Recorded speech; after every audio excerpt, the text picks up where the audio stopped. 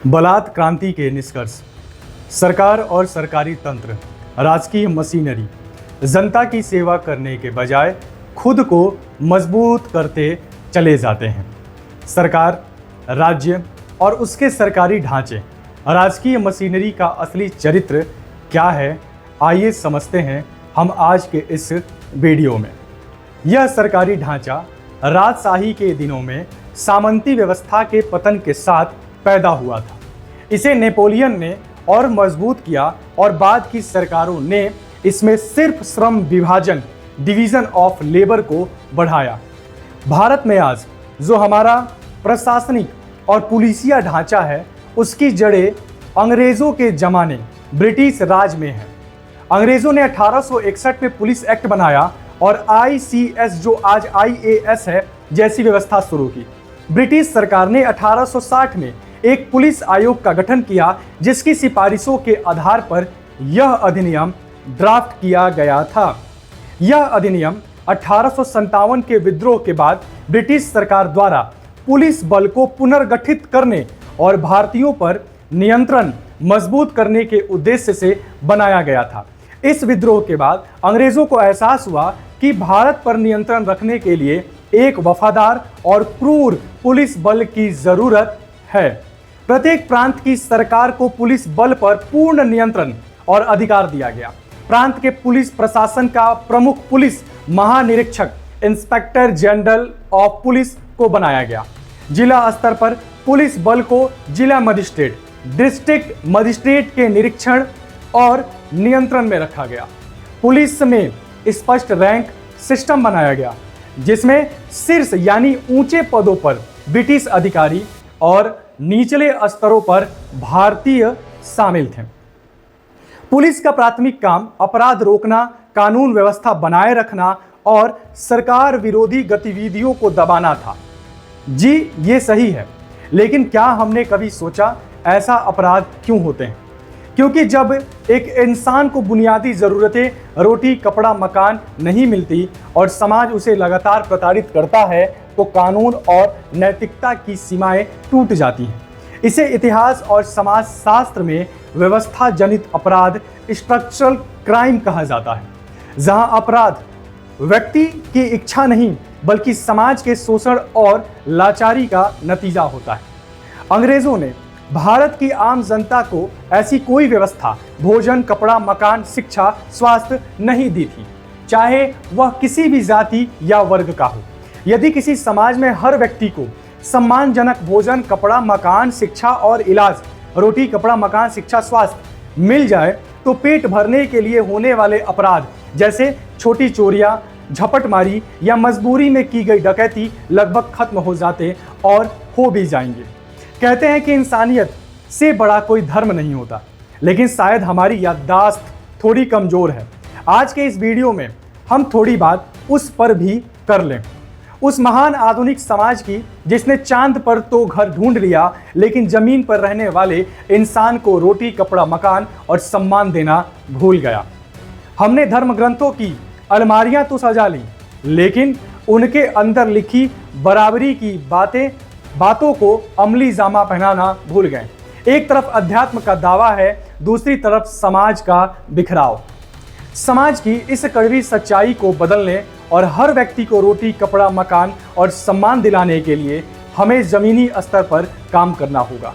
यह बदलाव किसी चमत्कार से नहीं, बल्कि हमारे रोजमर्रा के व्यवहार और सोच को बदलने से आएगा। धर्म ग्रंथों को सिर्फ रटने के बजाय उनके मूल संदेश, करुणा, न्याय और समानता को अपने जीवन में उतारना पड़ेगा। रूढ़िवादी परंपराओं और ऊंच नीच की भावना को छोड़कर हर इंसान को केवल एक इंसान के रूप में देखना शुरू करें। अपने घर या ऑफिस में काम करने वाले सहायक, सफाई कर्मचारी या रिक्शा चालक को केवल उनकी तय मजदूरी ना दें, बल्कि उनके साथ आदरपूर्वक व्यवहार भी करें। किसी बड़े संगठन को दान देने के बजाय अपने आसपास के किसी ज़रूरतमंद बच्चे की पढ़ाई का खर्च उठाएं या किसी भूखे को सम्मान के साथ भोजन कराएं। ऐसा करके हम अच्छे समाज का गठन कर सकते हैं। अब हम आते हैं अपने मुद्दे पर। अंग्रेजों ने 1861 में पुलिस एक्ट बनाया और ICS जो आज IAS है जैसी व्यवस्था शुरू की। ब्रिटिश सरकार ने 1860 में एक पुलिस आयोग का गठन किया, जिसकी सिफारिशों के आधार पर यह अधिनियम ड्राफ्ट किया गया। यह अधिनियम 1857 के विद्रोह के बाद ब्रिटिश सरकार द्वारा पुलिस बल को पुनर्गठित करने और भारतीयों पर नियंत्रण मजबूत करने के उद्देश्य से बनाया गया था। इस विद्रोह के बाद अंग्रेजों को एहसास हुआ कि भारत पर नियंत्रण रखने के लिए एक वफादार और क्रूर पुलिस बल की जरूरत है। 1861 में पुलिस एक्ट बनाया। इसके पीछे अंग्रेजों का मकसद क्या था, जरा सोचिए। उनका मकसद जनता की सेवा करना नहीं, बल्कि जनता को डरा कर रखना, टैक्स वसूलना और किसी भी आंदोलन को कुचलना था। तथाकथित रूप से मिली आजादी के बाद क्या हुआ? जब 1947 में भारत तथाकथित रूप से आजाद हुआ, तो हमारी पार्टियों और नेताओं ने इन अंग्रेजी ढांचे को खत्म नहीं किया। उन्होंने सिर्फ गोरे साहबों की जगह खुद को बिठा लिया।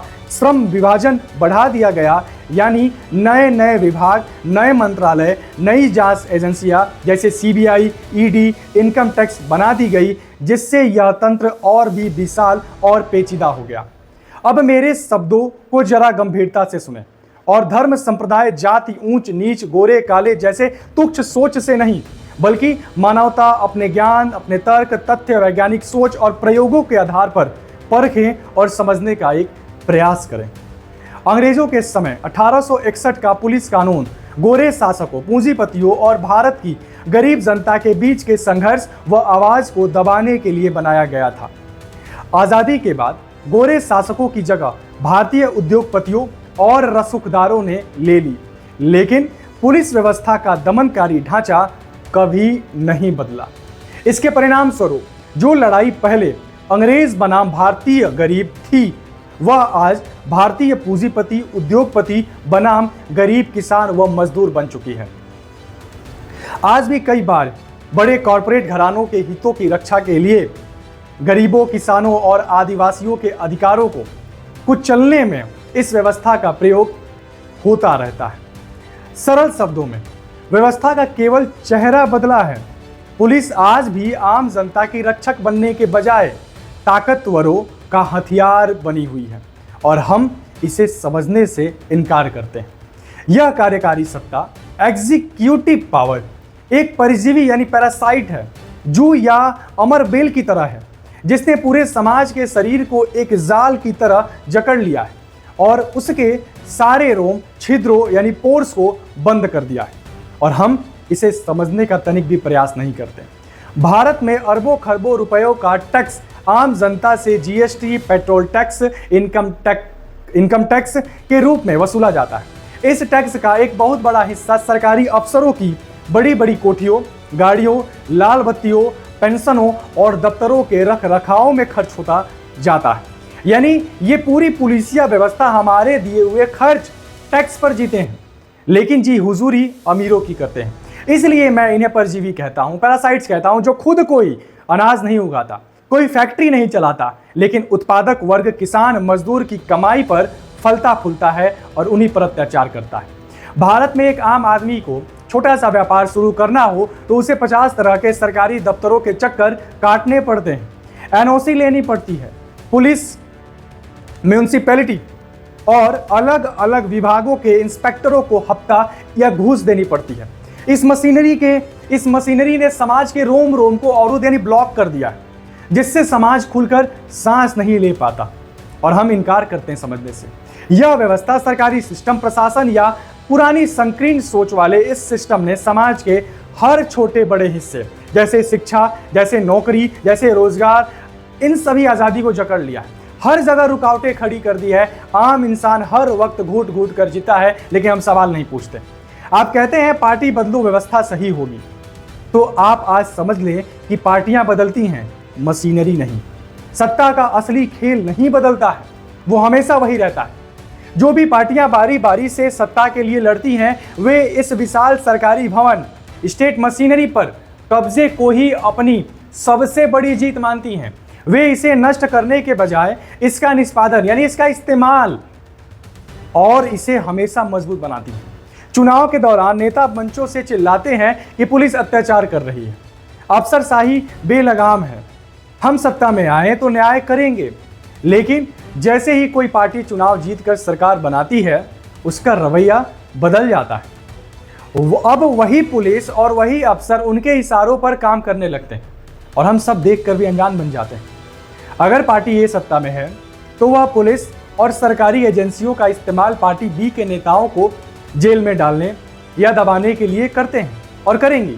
जब पार्टी बी सत्ता में आएगी तो वो भी इस मशीनरी को खत्म नहीं करेगी, बल्कि उसी पुलिस और एजेंसियों का इस्तेमाल पार्टी ए के खिलाफ करने लगेगी। हम सब देखते हैं लेकिन फिर भी अनजान बनते हैं। इस बात को समझें कि राजनीतिक पार्टियां सिर्फ इस विशाल भवन की चाबी हथियाने के लिए लड़ती हैं।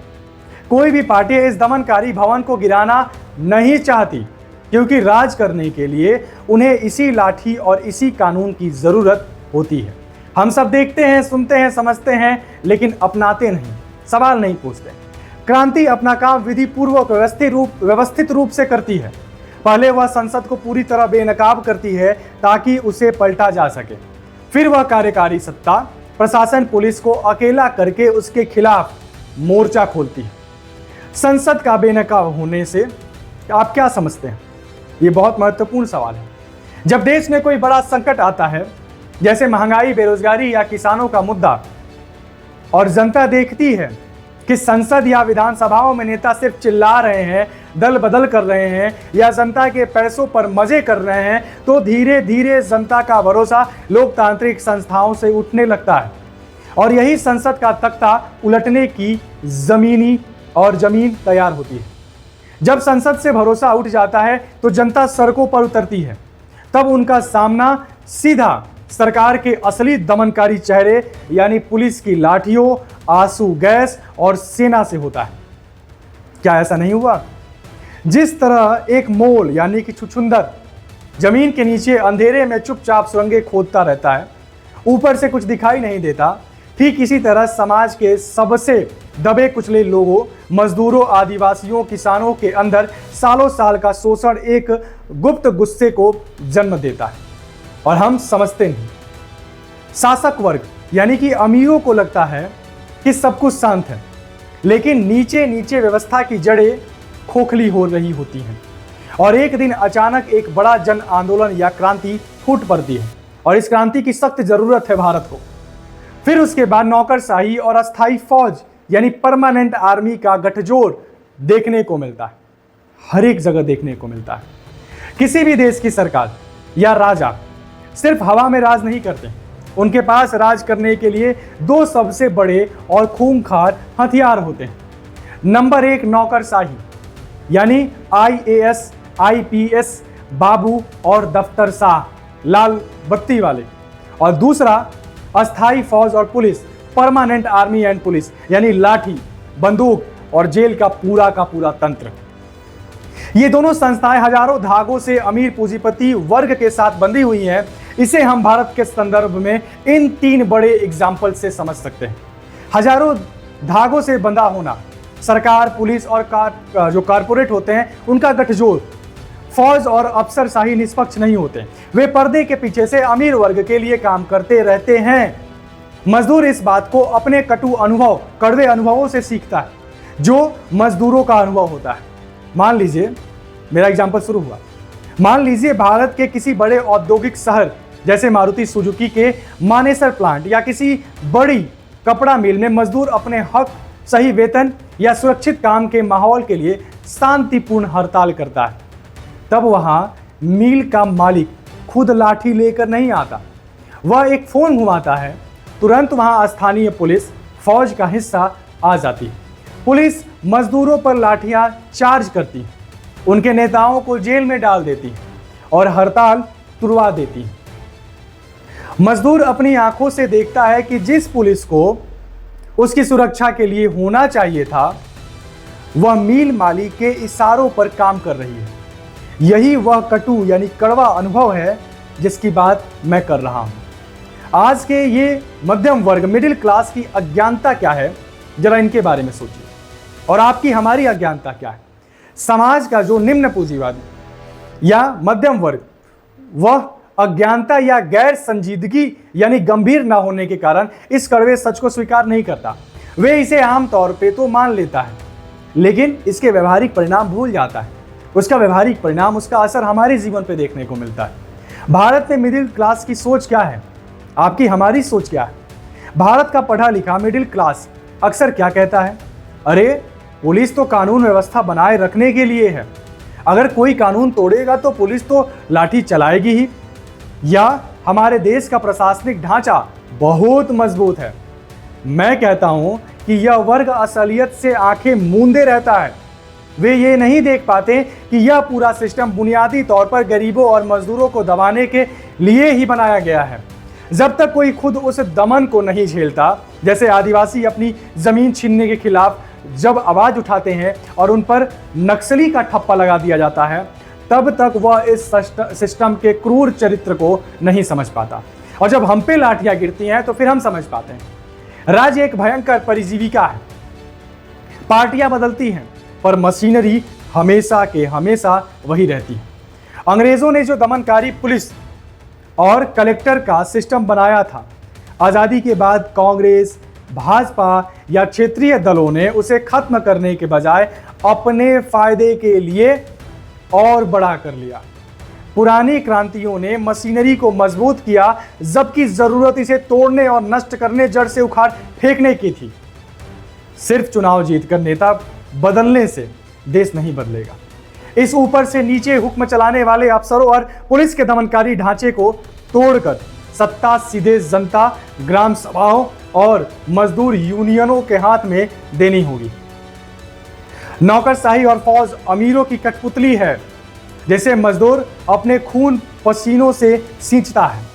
जब भी हक की लड़ाई होगी, कानून और पुलिस हमेशा गरीबों के बजाय बड़े कॉरपोरेट घरानों और रसूखदारों का साथ देगी, क्योंकि वे आपस में मिले हुए हैं।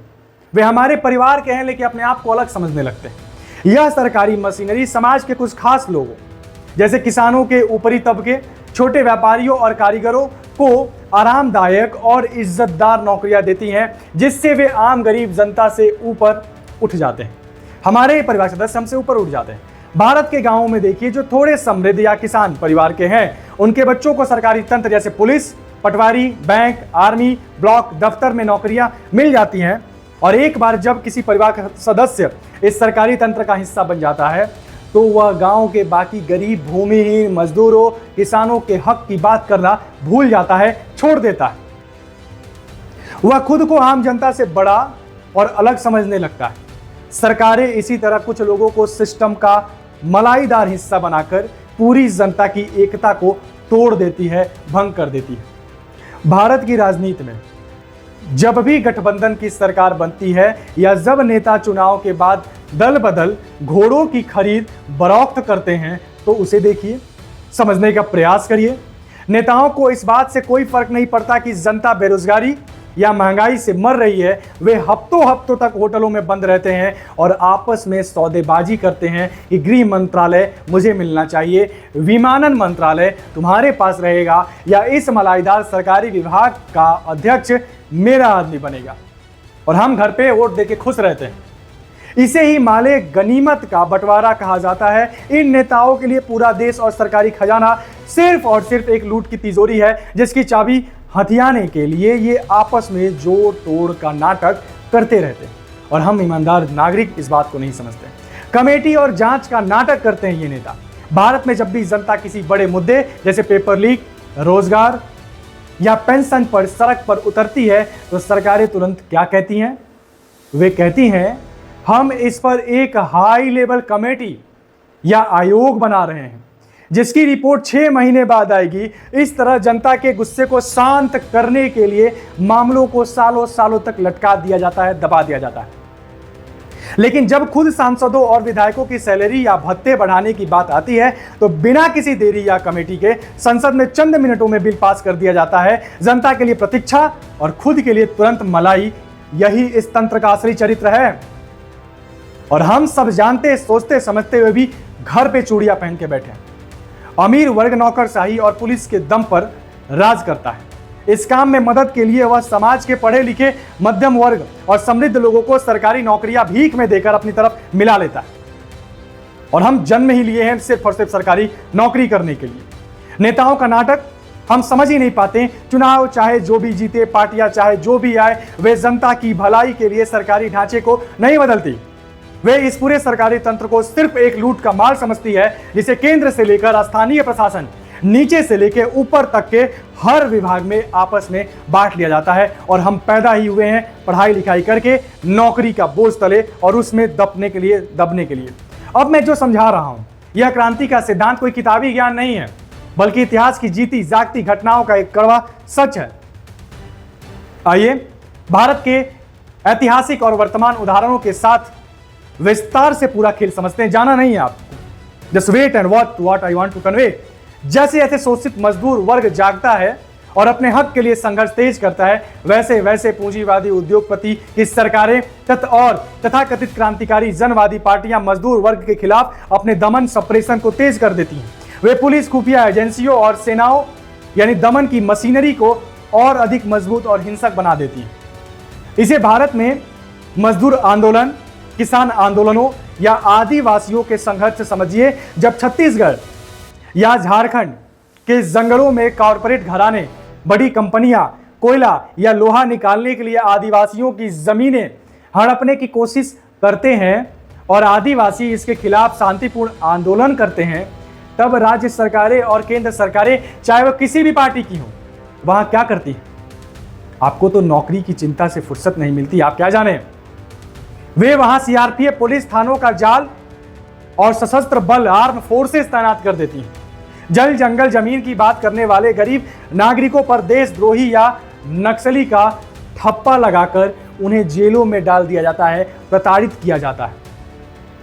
मैं सिर्फ यही कह रहा हूं कि जनता का संघर्ष जैसे जैसे बढ़ता है, यह सरकारी तंत्र अपनी सुरक्षा के लिए अपनी लाठी और बंदूक की ताकत को और मजबूत, तीव्र करता चला जाता है। दमन के इस चक्र को देखकर क्रांति को यह समझ आ जाता है कि इस राजकीय मशीनरी को सुधारने यानी रिफॉर्म की कोशिश करना बेवकूफी है। एकमात्र रास्ता यही है कि अपनी पूरी ताकत लगाकर इस मशीनरी को तहस नहस और पूरी तरह खत्म कर दिया जाए। भारत में जब भी पुलिस अत्याचार या भ्रष्टाचार की बात होती है, तो हमारे बुद्धिजीवी और नेता कहते हैं हमें पुलिस रिफॉर्म यानी सुधार करने चाहिए, हमें अफसरों की ट्रेनिंग बदलनी चाहिए, या हमें दफ्तरों को डिजिटल कर देना चाहिए ताकि भ्रष्टाचार खत्म हो जाए।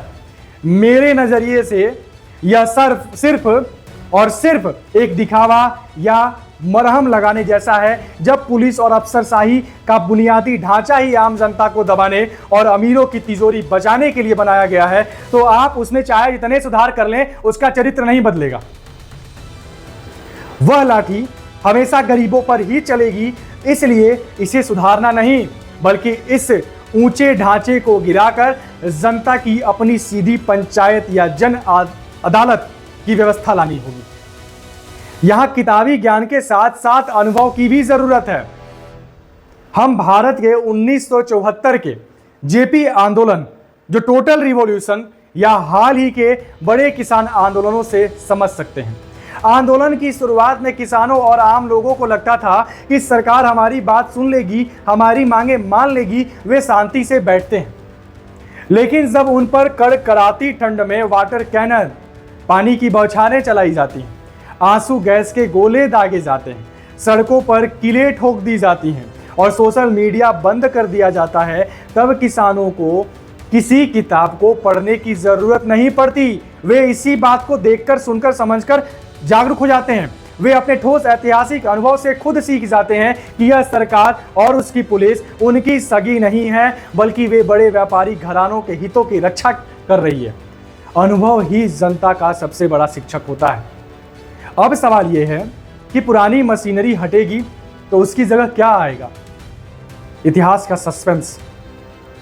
जब भारत आजाद हो रहा था, तो भगत सिंह जैसे क्रांतिकारी भी यही कह रहे थे कि हमें सिर्फ अंग्रेजों को नहीं भगाना है, बल्कि उनके बनाए इस शोषक तंत्र को नष्ट कर देना है, जड़ से उखाड़ के फेंक देना है। अगर आज हमसे कोई पूछे कि भाई, अगर हम आज की आईएएस, आईपीएस, पुलिस और इस भारी भरकम अदालती सिस्टम को खत्म कर दे तो देश कैसे चलेगा, अराजकता फैल जाएगी। तो मेरा कहना यह है कि इसकी जगह कोई विदेशी मॉडल नहीं आएगा। जब शोषित जनता खड़ी होगी तो वो खुद अपनी व्यवस्था बनाएगी। जैसे गांव में पूरी तरह शक्तिशाली ग्राम सभाएं जो अपने फैसले खुद लें, फैक्ट्रियों में मजदूरों की अपनी कमेटियां जो उत्पादन तय करें और सुरक्षा के लिए पेशेवर पुलिस के बजाय जनता के अपने वॉलंटियर्स, स्वयंसेवक जो समाज के प्रति जवाबदेह हो, न कि किसी बड़े नेता या अफसर के प्रति। यहाँ स्वयंसेवक का मतलब आरएसएस से नहीं है। आधुनिक युग साम्राज्यवाद का है, जो बैंक पूंजी, बैंक कैपिटल और विशाल पूंजीवादी इजारेदारी, मोनोपोली, एकाधिकार का युग है। इस युग में सरकारी मशीनरी, नौकरशाही और फौज की ताकत पहले से भी कई गुना ज्यादा बढ़ जाती है। इजारेदारी क्या है? मोनोपोली क्या है? जब देश के कुछ चुनिंदा बड़े कॉरपोरेट घराने जैसे अडानी, अंबानी या टाटा देश के लगभग सभी मुख्य क्षेत्रों जैसे पोर्ट्स, एयरपोर्ट्स, कोयला खदानें, टेलीकॉम, वो जियो आपका बिजली और ग्रीन एनर्जी पर कब्जा कर लेते हैं तो उसे ही हम इजारेदारी कहते हैं। बैंक और कॉरपोरेट का मेल, ये बड़े उद्योगपति अपने मन मुताबिक बड़े बड़े फैसले लेने के लिए देश के बड़े बड़े सरकारी और प्राइवेट बैंकों की पूंजी यानी लोन का इस्तेमाल करते हैं। इस दौर में सरकारें आज़ाद नहीं होती, बल्कि वे इन बड़े इजारेदार कॉरपोरेट्स की मैनेजर बन जाती हैं। पूरा सरकारी तंत्र, आईएएस, आईपीएस, कानून व्यवस्था इन्हीं बड़ी कंपनियों के प्रोजेक्ट को सुरक्षित रखने और उनके मुनाफे को बढ़ाने के लिए काम करने लगती हैं। इस कॉरपोरेट राज के युग में चाहे कोई देश कितना भी स्वतंत्र या जनतांत्रिक, आपका वो डेमोक्रेटिक क्यों ना हो, मजदूर वर्ग आम जनता के खिलाफ राज्य की मशीनरी, नौकरशाही और फौजी ताकत में असाधारण वृद्धि होती है। यानी दमन के तरीके बहुत क्रूर हो जाते हैं, बहुत बढ़ जाते हैं। आज भारत में अगर आम जनता किसी बड़े कॉरपोरेट प्रोजेक्ट के खिलाफ, जैसे प्रदूषण फैलाने वाली फैक्ट्रियों या जमीन अधिग्रहण करने के खिलाफ शांतिपूर्ण विद्रोह भी दर्ज कराती हैं, तो राज्य और पुलिस का रवैया क्या होता है आप इसे भी देखिए। सरकारें सिर्फ आम लाठियों का इस्तेमाल नहीं करती, बल्कि आधुनिक सर्विलांस जैसे पेगासस सॉफ्टवेयर के जरिए फोन टैपिंग, ड्रोन से निगरानी, इंटरनेट पर पाबंदी, यूएपीए, पीएमएलए के देशद्रोह जैसे बड़े कानूनों का इस्तेमाल करने लगती है। मैं इसे ही कहता हूं कि पूंजी के इस युग में राज की मशीनरी, नौकरशाही और पुलिसिया ताकत अभूतपूर्व रूप से बढ़ जाती है, जिसे आम जनता आदमी की आवाज को पूरी तरीके से दबा दिया जाता है। विभिन्न पूंजीवादी, साम्राज्यवादी और मध्यम वर्गीय पार्टियों ये आपस में सत्ता के लिए सिर्फ इसलिए लड़ती हैं ताकि वे सरकारी पदों और सुख सुविधाओं, रूपी माले, गनीमत, लूट के माल को बराबर बराबर आपस में बांट सकें। भारत की राजनीति में अक्सर चुनाव के बाद जो दल बदल होती है उसे देखिए। नेता रातों रात अपनी पार्टी बदल लेते हैं ताकि उन्हें सत्ताधारी दल में कोई मलाईदार मंत्रालय जैसे लोक निर्माण विभाग, आबकारी या खनन मिल सके। इन नेताओं का मकसद विचारधारा नहीं है, इनके लिए जनता की टैक्स की कमाई और देश के संसाधन सिर्फ एक लूट का माल है, जिसके बंटवारे के लिए ये आपस में जोड़ तोड़ का नाटक करते रहते हैं और हम उनके नाटक में फंस जाते हैं। चुनाव चाहे जितने मर्जी लोकतांत्रिक दिखे, संसद चाहे जितनी आधुनिक हो, असली सत्ता संसद में नहीं बल्कि बैंकों, बड़े कॉरपोरेटों, दफ्तरों और पुलिस प्रशासन के गठजोड़ के पास होती है। आज के इस कॉरपोरेट राज, मोनोपोली कैपिटलिज्म के दौर में सरकारी मशीनरी इतनी ज्यादा क्रूर और ताकतवर हो चुकी है कि इसे भीतर से सुधारना, रिफॉर्म करना बिल्कुल नामुमकिन है। It's impossible to reform that. एकमात्र रास्ता है ध्वंस। दुनिया का इतिहास आज मजदूर वर्ग को इस बात के लिए मजबूर कर रहा है कि वह इस दमनकारी सरकारी मशीनरी को सुधारने का भ्रम छोड़ दे, बल्कि अपनी पूरी ताकत को इस पूरे शोषक ढांचे को ध्वस्त करने, पूरी तरह नष्ट करने पर केंद्रित करे। अब अगला सवाल, विकल्प क्या होगा? इस पुराने ढांचे के खत्म होने पर जो नया सिस्टम आएगा उसका जीता जागता सबक इतिहास ने पेरिस कम्यून के रूप में दिया है, जहां वीआईपी कल्चर, परजीवी नौकरशाही, पैरासाइट्स और दमनकारी पुलिस को खत्म करके जनता की अपनी सीधी लोकतांत्रिक कमेटियों का शासन स्थापित किया गया था। और ये सिर्फ और सिर्फ क्रांति से ही हो सकता है। इसलिए दुनिया के किसानों, युवाओं, मजदूरों, सब के सब एक हो, संगठित हो और क्रांति करें। क्रांति की यह मशाल सदैव जलती रहे। इनकलाब जिंदाबाद।